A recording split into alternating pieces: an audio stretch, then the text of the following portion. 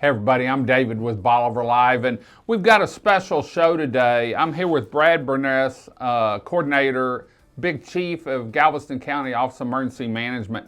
And we're going to talk a little bit about, so far this year we've been through, or in the last couple months, we've been through snow, ice, a tornado right after Christmas. We hadn't got a break. And then facing another one and now, tonight. Yeah, we've got another cool front when we were recording this. But, you know, hurricane season, it's really not that far away. And, in fact, with some of the other shows, we're already talking about it. In fact, you're going to come out to Good Morning Bolivar in, was it June? I think May.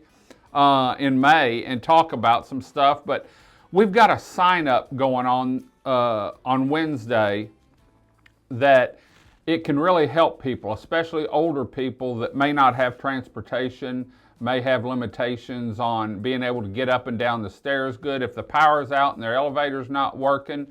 Let's talk a little bit about this sign up in the program, because I just learned when we were talking, I thought it was a county program, but it's not. It's actually a state program. Absolutely. But the county sort of gets it going. So let's talk about what it is and how it can help people. Absolutely. Well, thanks for having me this morning. So the program is called STEAR, which stands for State of Texas Emergency Assistance Registry. And essentially, it's a program that allows people to receive assistance, and it's focused on transportation. To get folks out of the potential affected area of a storm or a disaster and get them out of harm's way. It's similar to our mass notification signups that we have on our website for year-round disaster preparedness. But what they do is they focus on, like you mentioned, elderly folks, folks with access and functional needs, folks with disabilities. And so when you sign up for this program, you get put on a list, and that triggers a couple of activities for the county and for the state in terms of accountability and follow-up. So we have an obligation, once somebody's on that list, to reach out and make positive contact. So we'll make a phone call. If we're not successful, can't get through, we'll make another phone call. And then on the third strike, we'll actually send out either fire, EMS, or law enforcement to do essentially a well check to make sure that you're okay. Do you need assistance or do you not need assistance? And then go from there with that. So, and this is coming into a disaster, or once a disaster's happened. It could be a barge with fumes or something, but they're still evacuating. Absolutely, and that's kind of the little bit of a shift in focus that we're taking here at the Office of Emergency Management. We do our annual preparedness guide, right? In the past, it's been hurricane, hurricane, hurricane, but it's actually a disaster guide, because as you just mentioned at the beginning of the show, it's not just hurricanes. So we have a little bit of everything. We've got a little bit of everything. So yeah, it can essentially be effective for multiple types of scenarios, not just the hurricanes. So. And so how it kind of works is, once you're on the list, we make those calls. We reach out to you. If we're able to contact you and you do need assistance, then what we do is we'll come out and pick you up. And then what we have done is set up what we call a transportation hub. And from there, we bring you to the transportation hub, where we have bigger buses and more transportation to get you out of the affected area. Yeah, so to shelters. So it's just going to be out of the area. Can a family member sign up someone, or does the person doing it have to sign them up? Can a family member sign them up? Absolutely, yes, and we encourage that. Yeah. If they can't make it down, and there's a sign up, the state's coming in on Wednesday to the AARP building, which is 1 block west of Crystal Beach Drive. If they can't make it down here, how else can they sign up?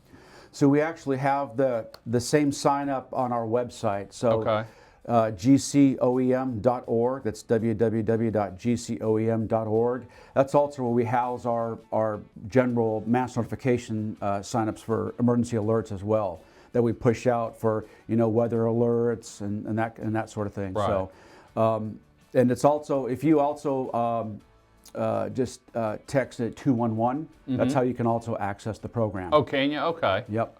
So it works through any of the cell phones then? Absolutely. Getting signed up. Let's touch on the mass notification real quick while we're doing this, because it's funny, you know, when we had the tornado and the freeze, you'd call me and tell me something, and then about a half hour later, the notification would go out or something. And it's great because a lot of times I get busy and my wife can't get hold of me, like during the storm this summer.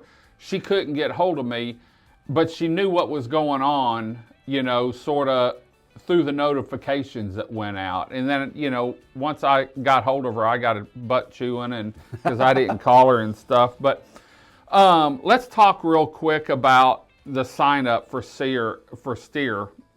It's no cost. No cost. The state's coming in Wednesday, and what times will they be there? So it's going to be this a week from today, February 26th, Okay. from 10 a.m. to 3 p.m. Okay. And there's no cost. You go down there, get signed up, and then you don't have to worry. If you're signed up and maybe a family member comes down and is going to help you evacuate, that's okay. But at least if they can't make it down, you've got help. And that's the way I look at it. It's sort of like signing up. I sign up for Chambers County, Galveston County, Harris County, all the different alerts, because I want to know what's going on around us. You know, if something happens on the Houston Ship Channel in Harris County, depending on what the wind's doing, I want to know about it, you know, when it happens. Same thing in Texas City and in Galveston County. And so if you've never been to the GCOEM's website, you really need to go to it, because there's a whole lot. I sat there probably for an hour and a half one night and looked through all the different programs, how you can volunteer for stuff, all kinds of stuff, and it's really a neat website and up to date. You're going to be here in May for the Good Morning Bolivar that we have at Jose's, free breakfast, and talk about, we're going to be getting ready for hurricane season, and I'm sure before hurricane season gets here, we'll do several more shows, because one thing I've noticed, and you made a comment earlier about proactive. I've really seen a change in the last little bit since you came on board on being proactive. Energy's gotten proactive. Yeah. I think the only agency I got a little complaint about is TxDOT and our Highway 87, but we're working on that. So anything else you want to get out to them as far as sign-ups and what people can do now while the weather, they're going to be stuck inside for a little bit. Yeah. By the time this show airs, I think we'll be up to 70 or 75 degrees, so it'll be nice weather. What other programs do y'all have for people? Yeah, so I just definitely want to take the opportunity to say, you know, even if you don't have a situation where you need to sign somebody up for STEAR, please come on down and we'll sign you up for our county alerts. Yeah. That's equally as important, right? So Yes. our staff will be there. Our state representative, that's going to be from the Texas Division of Emergency Management, who runs the STEAR program.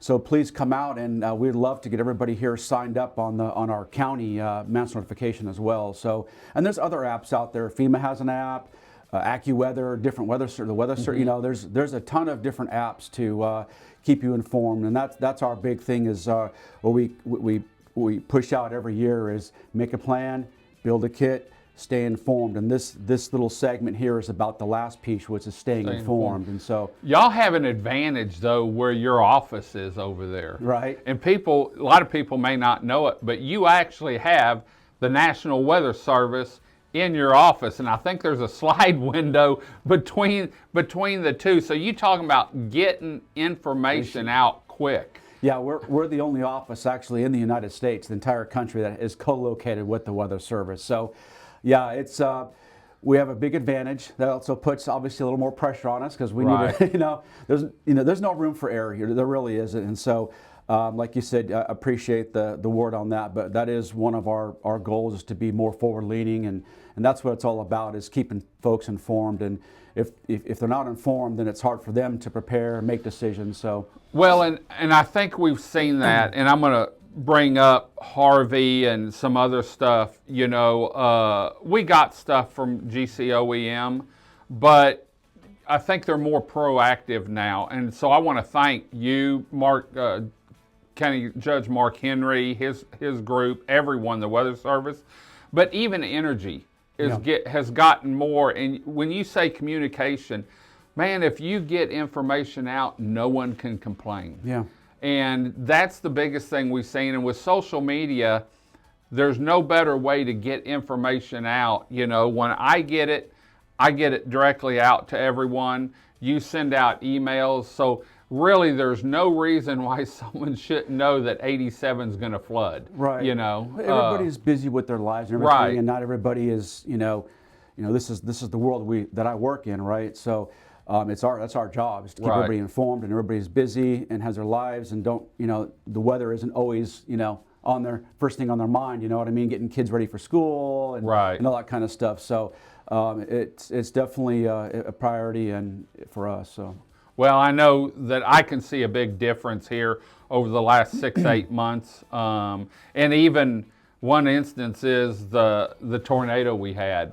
I came in from Austin, and you were already over here and met me out there, and so go to their website, gcoem.org. Yes, sir. Sign up if you want some help or want to talk to someone. Come down Wednesday to the AARP building and get signed up. Talk to some of the state people, the county people, and be ready for any kind of disaster. I mean, we've got an intercoastal that takes chemicals up and down. We've got plants catty corner from us. We've got the hazmat on railway, on railroad, cruise ships, shipping containers, a lot down here. And actually, I found out the intersection of the intercoastal and the ship channel is the busiest waterway intersection on the Gulf Coast. Yeah. And so, and I can remember probably 15 years ago, there was a barge that got hit there. So, well, Brad, thanks for joining us today. Make sure you sign up, make sure you're ready, and make sure you make a plan. I have a plan. It's to load up the dog and a cooler with my wife, and she goes to Austin, and I head the other direction. So we're going to head on out. Hope you enjoyed the show. Until next time, I'm David with Bolivar Live. Y'all have a great day, great week. Come see us. God bless, and bye-bye.